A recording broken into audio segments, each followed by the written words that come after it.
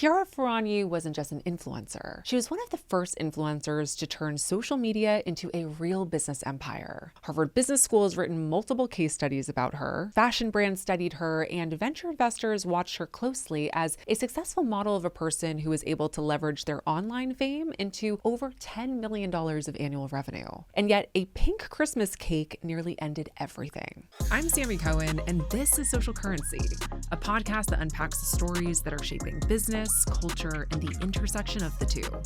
Today's story is about how one of the most sophisticated influencer brands in the world collapsed, how the legal system in Italy helped shape that collapse, and why the real lesson here isn't just about influencers. This story centers around power, accountability, and who we choose to punish when a system breaks. Stay until the very end because the final takeaway is quite different from what the headlines told you. Before the scandal, Chiara Ferragni was kind of considered to be Europe's answer to the Kardashians. She started as a blogger in 2009 when she was just 22 years old with her blog, The Blonde Salad, and this is long before influencer marketing was taken seriously. I even remember seeing her content when I was in college, and she was really one of the OG influencers, especially in that space. She was early enough to the game that she was able to grow very quickly before the whole fashion influencer space became as saturated as it is today. And so by the early 2010s, she was able to turn her audience into customers.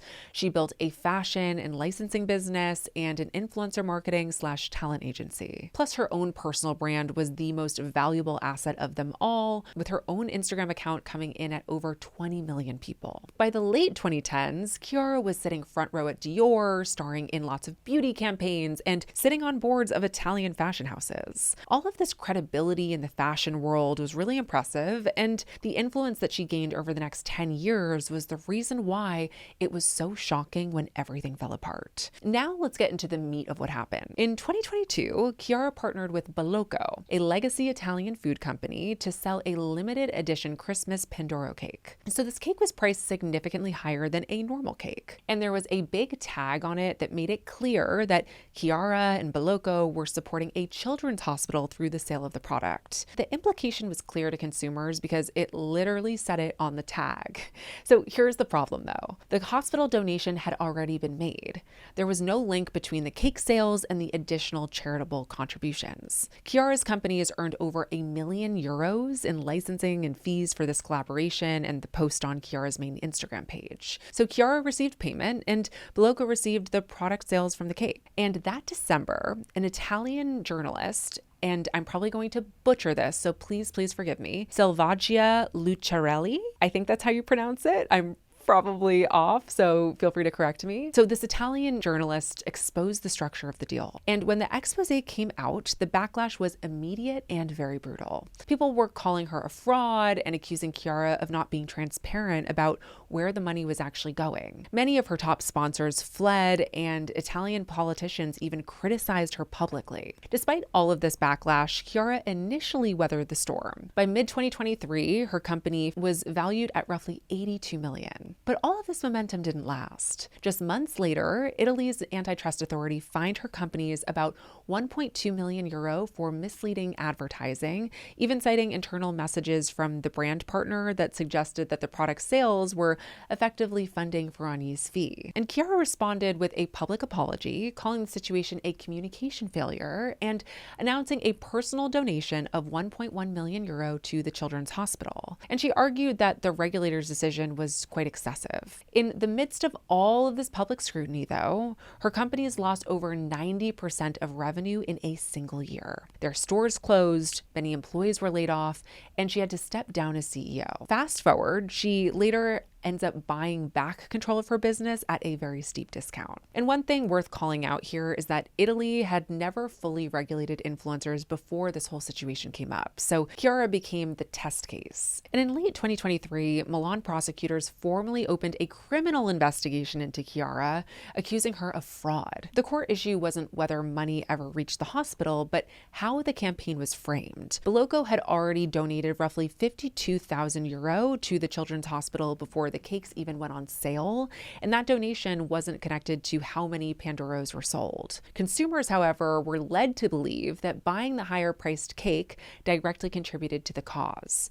And that gap between perception and reality is what prosecutors focused on, arguing that people were induced to purchase under a false charitable premise. Under Italian law, that kind of misleading commercial communication can escalate beyond a regulatory issue into a criminal one. And prosecutors initially pursued aggravated fraud charges, which carried a potential prison sentence, turning a brand scandal into a full-blown trial. And this is where the story fundamentally shifts. Chiara was no longer just managing reputational damage. She was now facing the Italian court system in a case that many viewed as an opportunity to make an example out of the country's most visible influencer. And that's what makes the ending of this case so important. Legally, the story ends very differently than most people think. In the midst of January 2026, an Italian court dismissed the criminal fraud charges against Chiara. The case was closed on procedural grounds and no criminal trial moved forward. She had already paid millions of dollars to right this wrong through the fines and personal donations.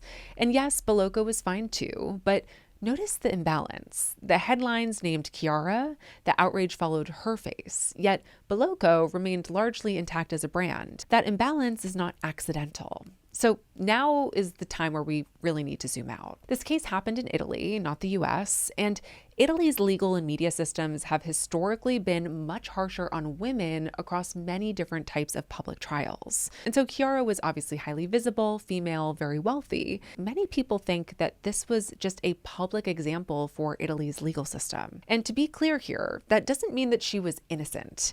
It means that the punishment was not evenly distributed. Both Backlash and Chiara should have coordinated the logistics of this donation. Chiara was acting as the CEO of her company at the time of this deal and the posting, so she should have been aware of these details, but she called the situation a miscommunication. Yet the public narrative centered almost entirely on Chiara's ethics, not the corporate entity that was also involved. Backlash had an equal obligation to ensure that the messaging was transparent and that the donation from the product sales were made. Now here is the lesson that most people missed. Influencers are without a doubt one of the most visible marketing vehicles today. And as each influencer carries their own social currency, there is more of a magnifying glass on them than ever before. Influencers are also full media businesses in their own right. So when you're operating as a business, you must follow the rules of being a business. In many ways, the world of regulation when it comes to influencer marketing is still the wild, wild west. Rules are still being written, interpreted, and executed as the market evolves, and